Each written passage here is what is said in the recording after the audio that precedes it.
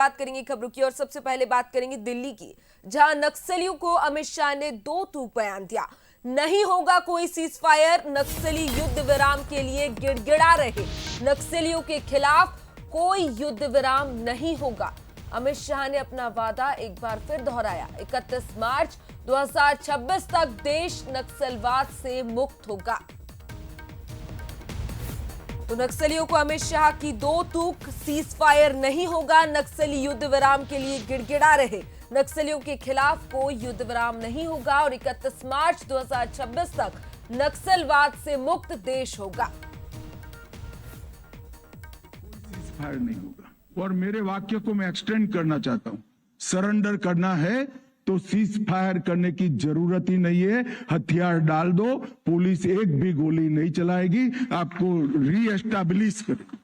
हमने operation black forest करा है।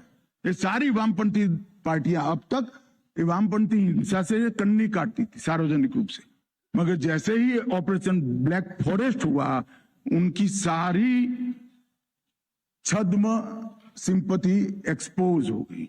उन्होंने पत्र लिखा, प्रेस नोट दिया कि ऑपरेशन ब्लैक फॉरेस्ट तुरंत बंद कर दिया जाए।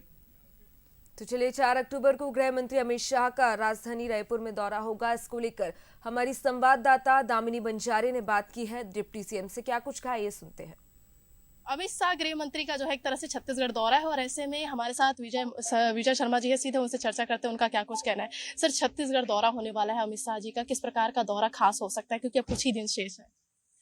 4 तारीख को माननीय अमित शाह जी को बस्तर दशहरा उत्सव के अध्यक्ष सांसद और मांझी सारे वो निमंत्रण करने गए थे, तो उन्होंने सहमति दी है कि इस बार मोरिया दरबार जब होगा तो उसमें माननीय गृह मंत्री जी उसमें रहेंगे, माननीय मुख्यमंत्री जी भी रहेंगे और उसके बाद उन्हीं के साथ सारे बस्तर के मांझियों के साथ ही मांझी, गायता, पेरमा, पुजारी सबके साथ उनका भोजन है। तो ये तरह का एक सांस्कृतिक स्थिति इसमें उनका आना तय हुआ है। सर, कल गृह मंत्री जी से मुलाकात हुई थी और एक बात भी सामने आई, उन्होंने साफ तौर पर चुनौती भी दे दी और कहा भी है कि नक्सली जो पत्र लिख रहे हैं उस पर सीज फायर जैसी स्थिति नहीं रहेगी। किस प्रकार से आने वाली बात बड़ी स्पष्ट है कि युद्ध जैसी कोई बात है नहीं, तो युद्ध विराम की क्या बात है।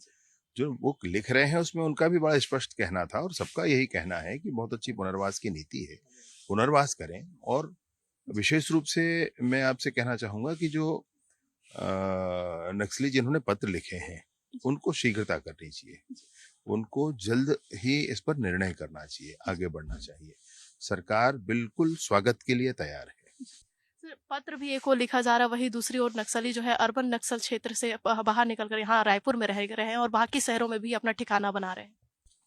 वो जहां पर भी रहे, अगर बंदूक वाली बात होगी तो वो नहीं छोड़े जाएंगे। कुल मिलाकर के सरकार, केंद्र की सरकार और राज्य की सरकार, माननीय केंद्रीय गृह मंत्री जी और माननीय मुख्यमंत्री जी, दोनों का ही बहुत स्पष्ट इसमें मानना है कि इस पूरे ही चीज को नियत समय में नेस्तनाबूद किया ही जाएगा। सर, जिस तरीके से देखा जा रहा है बस्तर को छोड़कर वो शहरी क्षेत्र में रह रहे हैं और कहीं ना कहीं ये प्लान की संभावना भी जताई जा रही है कि एक बड़ा आक्रमण उनके ओर से हो सकता है, आने वाले समय में एक बड़ा विस्फोट करने की तैयारी में थे नक्सली। क्या मानते हैं इस तरीके की तैयारी को विफल कर रही सरकार? एसआईए जो हमारा स्टेट इन्वेस्टिगेशन एजेंसी बना है एनआईए के तर्ज पर, उसमें बड़ा अच्छा काम हो रहा है और इस काम में ही काफी चीजें उनकी पता चल रही हैं। 2 बार जो भी रायपुर में पकड़े गए और जब भी कोरबा वगैरह में जो पकड़े गए हैं, इन दोनों ही स्थानों में के माध्यम से और भी बातें आगे पता चलेंगी। शहरी नेटवर्क जो है बनाने की कोशिश और कर रहे हैं, उसे भी जल्द ही ध्वस्त किया जाएगा। कैमरामैन धनेश्वर के साथ दामिनी बंजारे, बंसल न्यूज़, रायपुर।